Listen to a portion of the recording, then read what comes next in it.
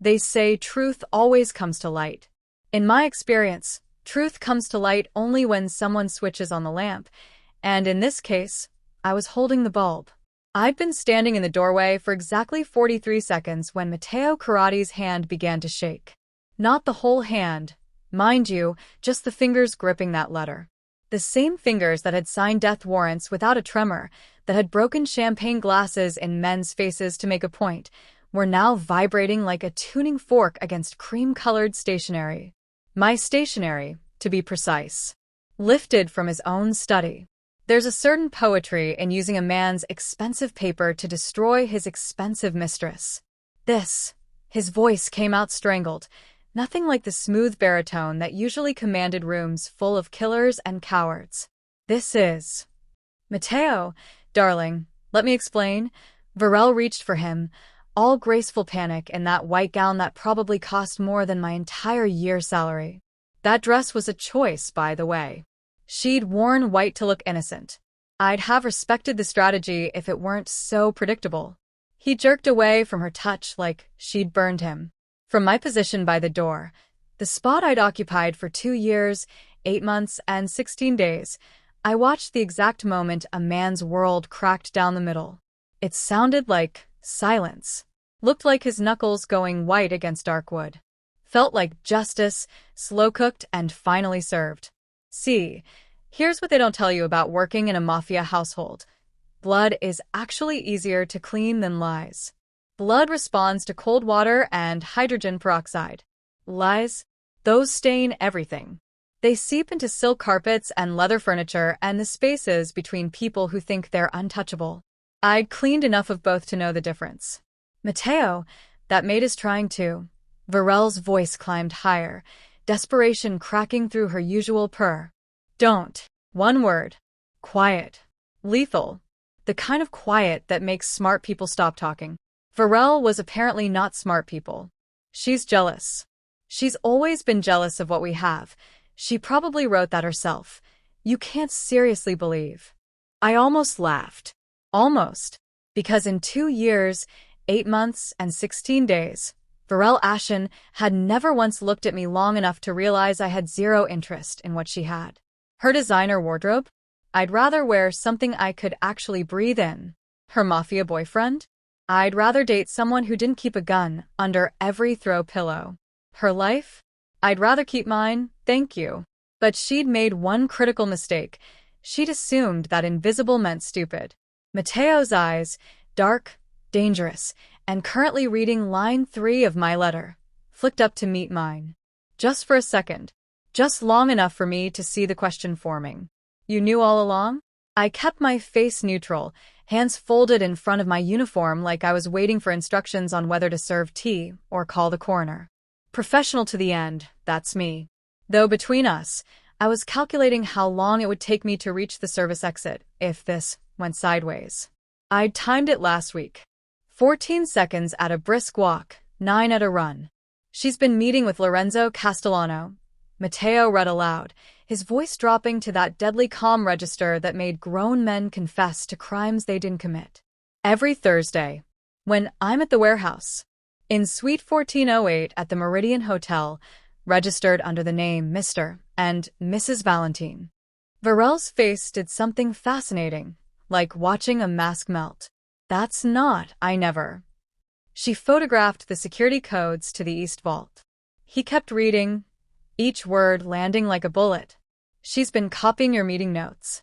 She's been, his jaw clenched. She's been planning to hand me over to my biggest rival for 18 months. 18 months, 2 weeks, and 3 days, actually. But who's counting? Matteo, please. Virelle grabbed his arm. He looked at her hand like it was a snake. The maid knew. The maid knew, and you. A laugh escaped him, sharp and humorless. You were going to let me marry you. Here's the thing about powerful men. They can accept being shot at, betrayed by business partners, even double-crossed by family. But being outplayed by the woman warming their bed and outsmarted by the woman scrubbing their floors? That's an ego wound that doesn't heal. I should know. I'd counted on it. Virelle's eyes snapped to me then, really seeing me for the first time. The contempt in her gaze could have curdled milk. "You bitch." "Ms. Abeni," I corrected pleasantly. "And I'd be careful with that tone, Miss Ashen. Mr. Korradi doesn't appreciate disrespect toward his staff." It was a gamble. A massive one. But I'd spent 2 years studying this man, learning which rules he bent and which ones he'd kill to enforce. Respect was his religion. Loyalty was his law. Virelle had broken both. I'd upheld both, right up until I'd slipped that letter into his private study this morning and tendered my resignation. Matteo's gaze shifted between us. The mistress in white silk and diamonds, the maid in black polyester and sensible shoes. Calculating, reassessing, realizing that the most dangerous person in his house had been the one he'd never bothered to look at. "You're fired," he said. Virelle exhaled in relief. "Not you." His eyes never left her face. "You're not leaving this room." And there it was, the moment the white gown started looking less like a wedding dress and more like a surrender flag. I took one step back toward the service corridor. "Mr. Korradi, my 2 weeks' notice is on your desk. I'll be leaving now unless you require anything else." Professional. Composed. Absolutely not smirking at the way Virelle's face had gone the color of old newspaper. "Zola." My name in his mouth sounded strange.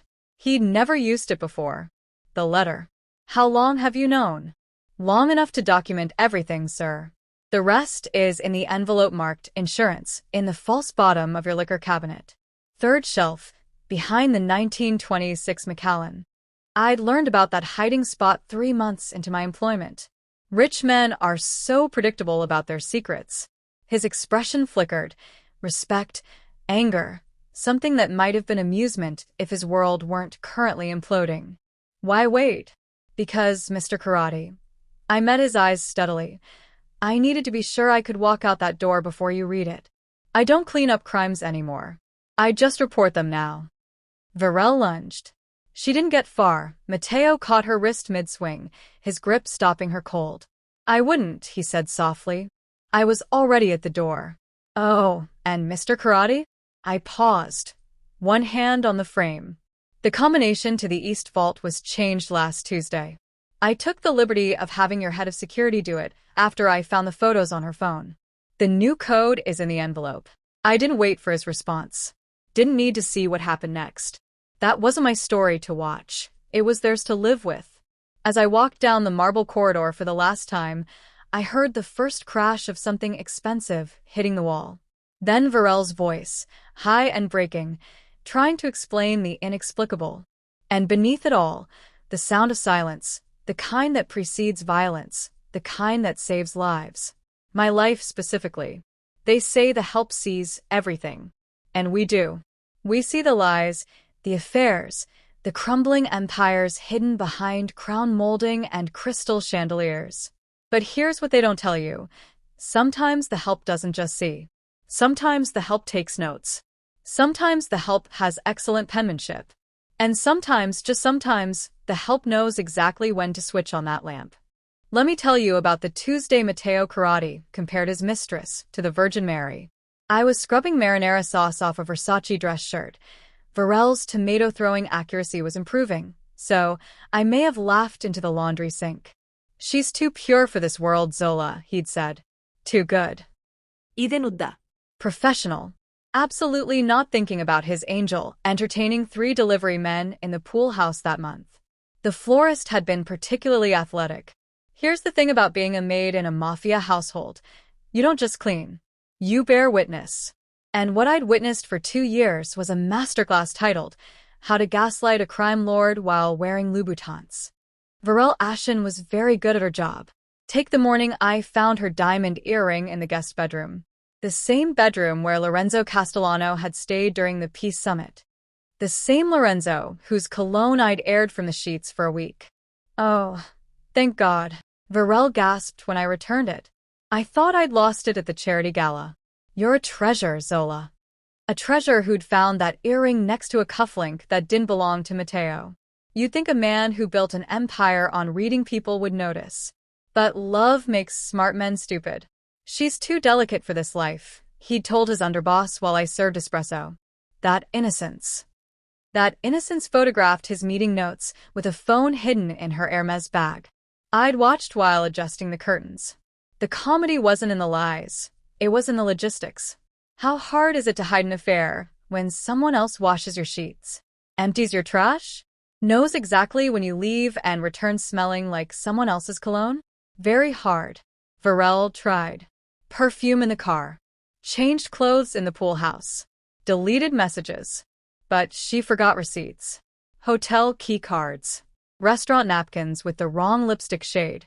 I collected them like baseball cards. Not for revenge, for insurance. Because here's what everyone forgets. We're not just invisible. We're underestimated. That's dangerous. What would I do without you? Matteo asked one evening. Starve, sir. Or die of scurvy. He laughed. Virelle smiled, that practiced smile never reaching her eyes. I went back inside, where I'd later find her second phone behind the bread box. 400 text messages to Lorenzo Castellano. Security codes, shipment schedules, and how she looked forward to finally being free of that tyrant. That tyrant was feeding her asparagus by candlelight. I stood at the sink washing wine glasses, watching through the window. Him, devoted. Her, duplicitous. Me, the only person seeing both sides. That was the night I started writing the letter. Not for justice. Not revenge. But because someone needed to turn on the lamp before Matteo married a woman literally planning his murder. The Virgin Mary, he'd called her. I'd called her many things while scrubbing fake tan stains from Egyptian cotton sheets, but Virgin wasn't one of them. The thing about dusting is that people forget you're doing it, which is how I ended up holding a folder that could get me killed on a Thursday afternoon. I wasn't snooping. I was dusting Virelle's vanity when the drawer slid open. Faulty track, probably from her slamming it in theatrical rage. Inside, beneath La Mer face cream and Chanel lipsticks, was a folder. Plain manila. The kind that screams, I'm trying not to look important. I should have closed it. Should have moved on with my life expectancy intact. I didn't. The first page was a photograph. Matteo's East warehouse, the one only 3 people knew about. Someone had captured the loading dock and security setup from across the street. The second page was a blueprint. His entire estate. Every entrance, exit, camera placement, and guard rotation mapped out like a heist movie. The third page made my blood stop. A typed proposal. Professional. Detailed. Titled Transition of Assets and Territory, a Collaborative Approach. I'd read enough of Matteo's business documents to recognize what this was. Not a prenup. A takeover plan. Virelle hadn't just been feeding information to Lorenzo Castellano. She'd been architecting the complete dismantling of Matteo's empire. Every shipment route, every contact, every weakness, an instruction manual titled, How to Destroy the Man Who Loves You. 6 pages. 6 pages of cold betrayal in bullet points and professional language. They'd included a timeline. The wedding was the final piece. Marry him, gain legal access to everything, then trigger what they'd termed the restructuring. The restructuring. As if Matteo would survive it. As if I would. Because here's what Virelle forgot. The help sees everything. And the help would absolutely be a loose end once the coup was complete. My hands shook. I'd found hotel receipts, love notes, photographs. But this was different. This was premeditated murder dressed in corporate language. I heard footsteps in the hallway. 5 seconds to make a choice. I grabbed my phone, photographed every page, and slid the folder back. The drawer was still open when Virelle walked in. What are you doing? Her voice could have frozen vodka. I held up the duster. The drawer track is broken, Miss Ashen. Should I call maintenance? She crossed the room in 3 strides, slammed the drawer shut with enough force to crack the wood. I'll handle it. Get out. Yes, ma'am. I walked out at exactly the right speed, not too fast, not too slow, while my phone burned in my pocket with evidence that made her affair look like amateur hour. That night, I didn't sleep. I sat in my room, looking at those photographs, understanding 3 things. 1. Virelle Ashen was far more dangerous than I'd thought. 2. Matteo Korradi was going to die if someone didn't warn him. 3. that someone would have to be very careful about switching on that lamp. Because loose ends don't walk away from Mafia coups. They get buried under them. Virelle started watching me 2 days after the drawer incident. I could feel her eyes tracking me like a sniper lining up a shot. She'd never looked at me before. I'd been furniture. Convenient, replaceable. Now I was a problem. Zola, she'd said Friday morning, honey sweet and terrifying. You've been with us for how long? 2 years, ma'am. Such loyalty. A smile that didn't involve eyes. Matteo is lucky to have someone so observant. Observant. The word hung like a threat. I kept my face neutral. Just doing my job, ma'am. Of course you are. That's when I knew I was in trouble. The first piece appeared Sunday. A diamond bracelet on my nightstand. Cartier. The same one Virelle had worn to the charity gala. I didn't touch it. Just stared at it like a live grenade. Because that's exactly what it was. I took a photo, wrapped it in tissue, locked it in my drawer. Evidence of evidence.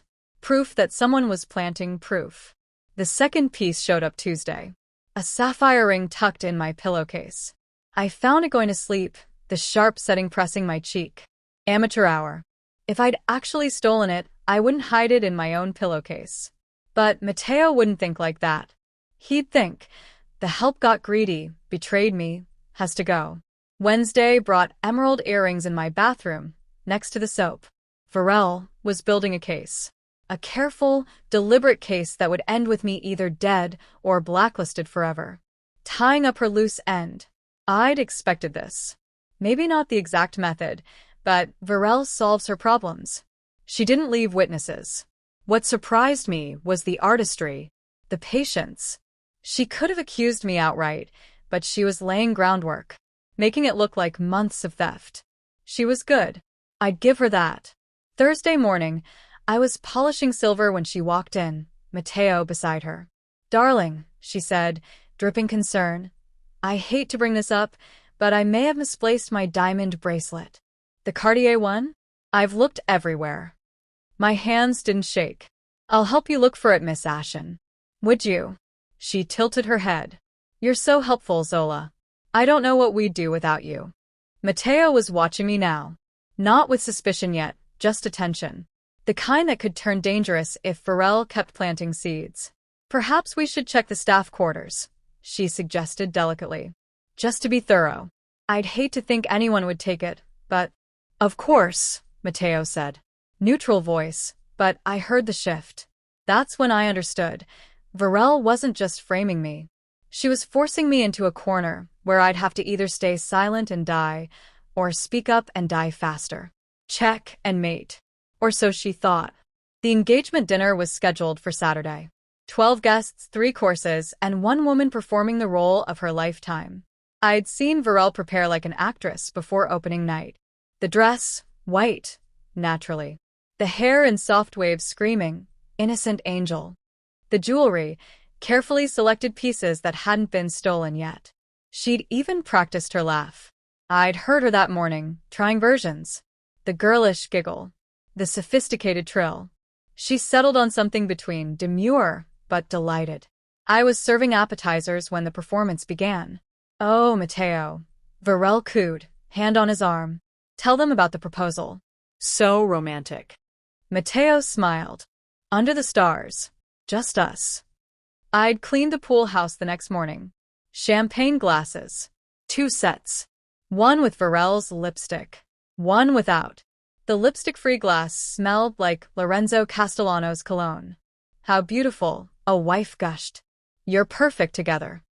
I refilled her wine. Professional. Invisible. Not thinking about the blueprint of this house in Lorenzo's possession. I just knew, Virelle said, gazing at Matteo with practiced adoration, from the moment we met. So strong. So protective. So profitable. So easy to manipulate.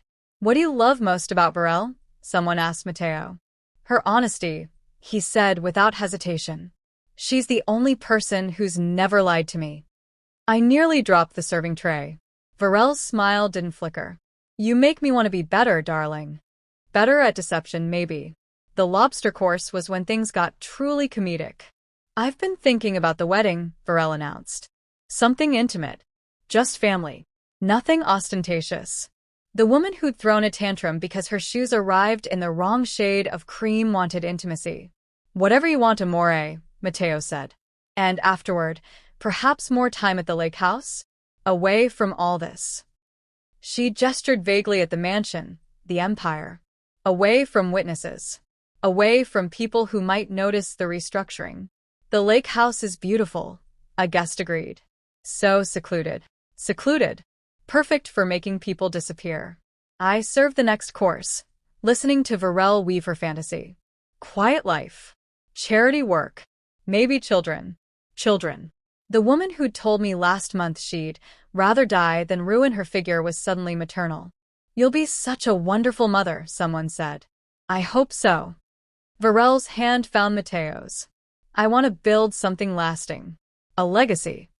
A legacy built on his corpse and Lorenzo's ambition. Matteo raised his glass. To Virelle, the woman who changed everything. Everyone drank. Even me, though mine was water. She had changed everything. Just not how he thought. Zola, Virelle called sweetly. Could you bring out dessert? Of course, Miss Ashen. Walking back to the kitchen, I heard her practice laugh. Light, musical, completely hollow. Behind me, 12 people celebrated a wedding that would never happen. Because in my pocket, my phone held photographs of exactly why. The comedy wasn't that they believed her lies. The comedy was that she'd forgotten someone was taking notes. Matteo called me to his office Monday morning. Not his study, his office. The one with soundproof walls where problems got solved permanently. He was standing when I entered, hands in pockets, face unreadable. Virelle sat by the window, looking distressed. Simple black dress, minimal makeup, the picture of reluctant duty. Zola, Matteo said. No, sir. No worms. Mr. Korradi. Virelle found something in your room. Of course she had. She'd planted it there. He opened his drawer and removed a jewelry box. The Cartier bracelet. The sapphire ring. The emerald earrings. All lined up like evidence. Can you explain this? I could have played dumb. Could have acted shocked. But I'd watched Virelle for 2 years. I knew how this worked. Someone put those in my room, I said. Virelle's eyes flashed. Satisfaction. That's quite an accusation, Matteo said quietly. It's the truth. Zola. He sighed. I've trusted you. Given you access to my home, my life. And this is how you repay that trust. I didn't take them. Then how did they end up in your nightstand? Your bathroom? Your pillowcase? His voice rising. Do you think I'm stupid? No, sir. Then explain. I looked at Virelle. She was watching with cold eyes, waiting to see how I'd escape. Waiting for me to panic, to plead. I can't prove I didn't take them, I said carefully. Not with words. Then what? Matteo demanded. All the evidence points to you. Evidence she'd planted. Evidence she'd arranged over days. I understand, sir. You understand? He stared. You understand that you've stolen from us? Violated every bit of trust. I understand that's what it looks like. Virelle leaned forward. Matteo, perhaps we should just let her go. No police, no charges. She leaves quietly, generous, forgiving. Exactly what an innocent person would suggest. And exactly what would leave me alive to be eliminated later. I'd like to resign, I said. Effective in 2 weeks. I'll stay in my quarters, if that's acceptable. Matteo's jaw clenched. 2 weeks. Standard notice, sir. To give you time to find a replacement. And to give me time to finish what I'd started. You have nerve. I'm just trying to do this properly. He studied me. Calculating. Weighing. Deciding whether I was worth the bullet or just the exit. 1 week, he said finally. You have 1 week. And you don't leave the property. Understood. Get out. I walked out with my head high and hands steady. Behind me, Virelle's soft voice. You're too kind, darling. She doesn't deserve your mercy. She was right about one thing. I didn't deserve his mercy. I deserved his attention, his trust, and his willingness to read a very carefully written letter. Because words wouldn't save me, but the right words on the right paper, left in the right place, those might save us both. I spent 6 days writing that letter. Not because I didn't know what to say, but because I needed to say it perfectly.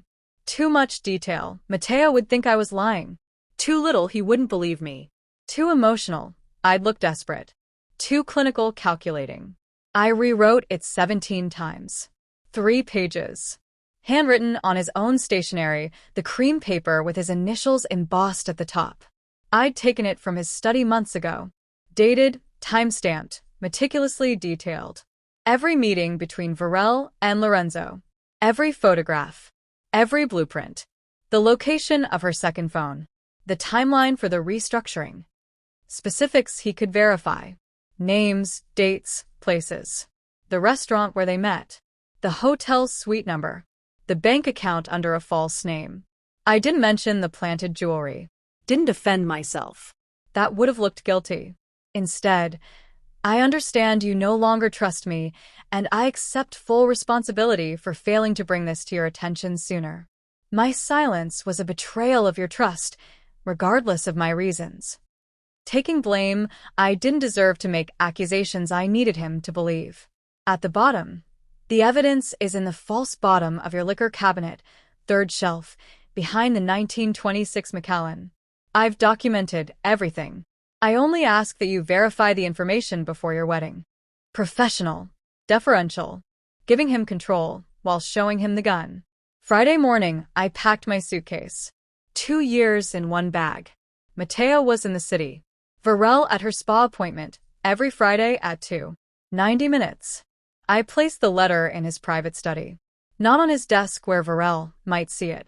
In the bottom drawer of his reading table, tucked inside the prints. The book he read every Sunday evening while drinking whiskey.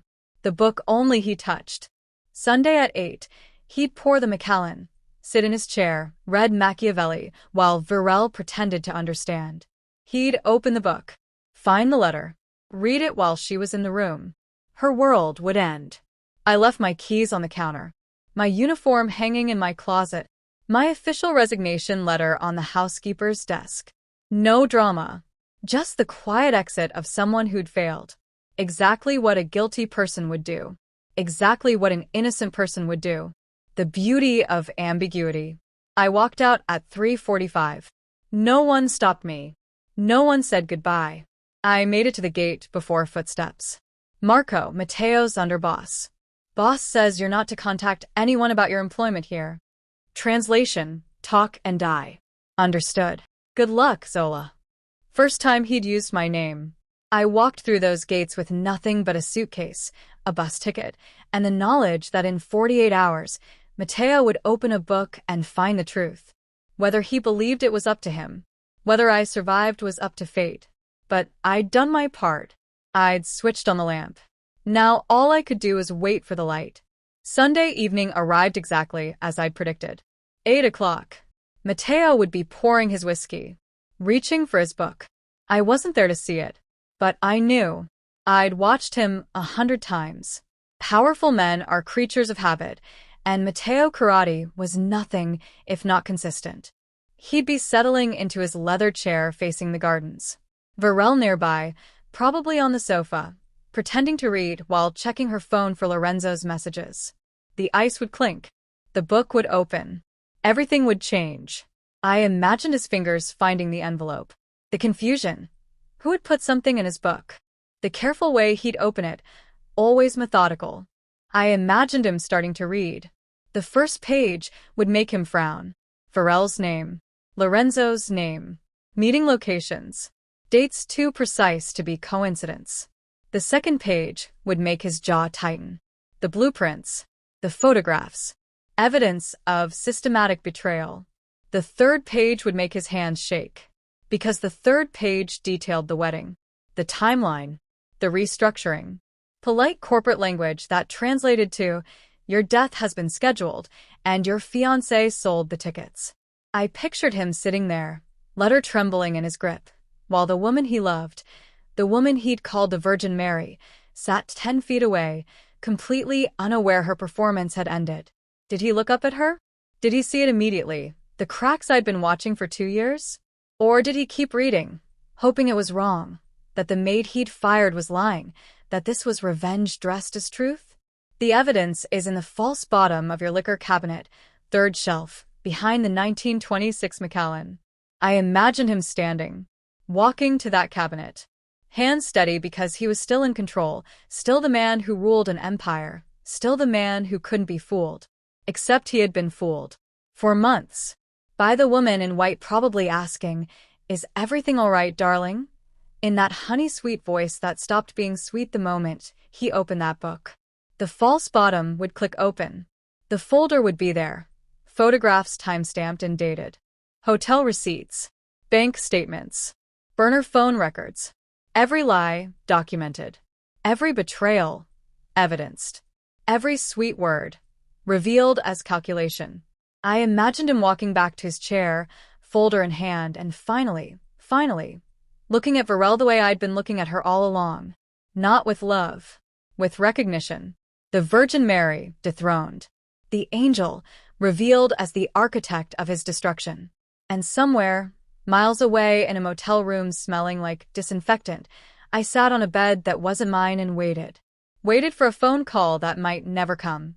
Waited for footsteps that might be Marco tying up loose ends. Waited for the light I'd switched on to either save me or burn me alive. The lamp was on. The truth was out. And all I could do was wait to see if Matteo Korradi was the kind of man who could admit he'd been outplayed by the help. I found out later what happened. Not from Matteo, he wasn't the talking type. From Marco, who'd been called in to handle things. He told me over coffee 3 months later, when I was no longer a loose end, and Virelle was no longer a problem. She didn't see it coming. Not even when he stood up with that folder. Virelle had asked what he was reading. Voice light, casual. Matteo didn't answer. Just walked to the liquor cabinet. Opened the false bottom. Retrieved the folder. That's when she knew. Is everything all right, darling? He'd returned to his chair. Opened the folder. Started laying out photographs on the coffee table like playing cards. Her and Lorenzo at the restaurant. At the hotel. Her hand on his chest outside the East warehouse. Matteo, I can explain. Explain? His voice was quiet. Marco said that's when you knew it was bad. She'd tried to pick up a photo. He'd stopped her hand. Not roughly. Firmly. These are fake. Someone's trying to. Bank statements. The account under Maria Castellano. Lorenzo's sister's name. Matteo, please. The blueprints came next. His entire estate. Every security measure. In Lorenzo's handwriting. Virelle went very still. Marco said her face did something strange, calculating whether to keep lying or start running. She chose lying. That maid. That bitter, jealous maid.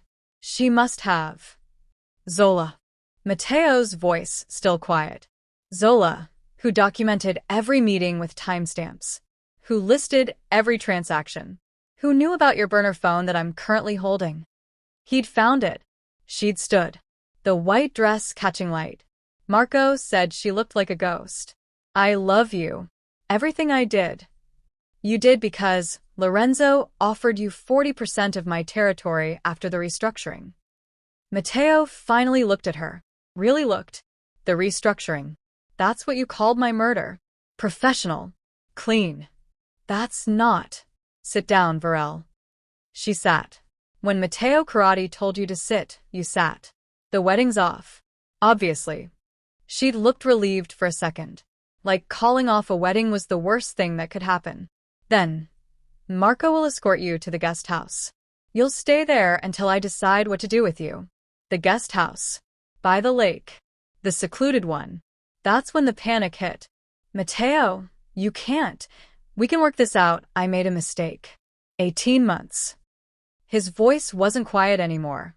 You spent 18 months planning to hand me over to my enemy. To marry me for access to my accounts, my contacts, my life. And you think that's a mistake. She'd started crying. Real tears or performance, Marco couldn't tell. Please. I'll disappear. I'll leave the country. You'll never see me again. Matteo had stood, straightened his cuffs. That immaculate grooming finally back in place now that he understood the game. "You're right," he'd said. "I won't." Marco had taken her arm, gentle but firm, the white dress trailing behind her like a surrender flag. The Virgin Mary, escorted to her execution. Or mercy. I never asked which one she got. The call came on Tuesday, 3 days after I'd walked through those gates with nothing but a suitcase. Unknown number. I almost didn't answer. "Ms. Abeni." Matteo's voice. Calm. Measured. Alive. "Mr. Korradi." The combination to the East Vault. "You changed it." "Yes, sir." "And the backup security codes." I thought it was prudent. A pause. Long enough that I wondered if he was deciding whether to thank me or kill me. "There's an envelope at the Western Union on 5th Street. Under your name." The line went dead. $50,000 and a handwritten note. "For your silence and your service. We're even." "We're even." Not "thank you." Not "I'm sorry." Just a transaction, clean and professional. I took the money, started over in a city where no one knew my name, got a job at a small hotel. Nothing fancy, just housekeeping. But here's the thing about normal hotels: people leave tips. They say thank you. They don't plot murders over breakfast or hide blueprints in their drawers. It's boring. It's safe. It's perfect. 6 months later, I saw the news. Lorenzo Castellano found dead in his car. Apparent heart attack. The kind that happens when someone wants to send a message about betrayal. I didn't feel bad. A year later, Marco found me. Just walked into the hotel lobby, like he'd always known where I was. That's when he told me about Virelle. About that Sunday night. About the white dress, and the panic, and the lake house. Did he kill her? Marcos Maid. He let her leave. Gave her a car, cash, new identity. Told her if she ever came back, if she ever contacted anyone in his organization, she'd disappear. She'd disappear. Mercy, then.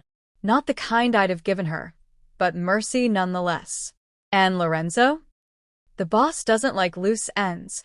We sat in silence, drinking terrible hotel coffee. "He wanted me to tell you something," Marco said finally. "He said you were right about everything. Every date, every detail, every word." And he said, Marco actually smiled. He said the help sees everything. The help sees everything. I'd spent 2 years being invisible. 2 years watching, documenting, bearing witness to a tragedy I couldn't stop with words alone. But I'd stopped it with truth. Virelle got mercy. Lorenzo got justice. Matteo got his life back. And me? I got exactly what I'd wanted: dignity, distance, and the quiet satisfaction of knowing that the one holding the broom had held all the power. They call it housekeeping. I call it truth maintenance. Because someone has to clean up the messes. Someone has to see through the lies. Someone has to switch on the lamp when the darkness gets too comfortable.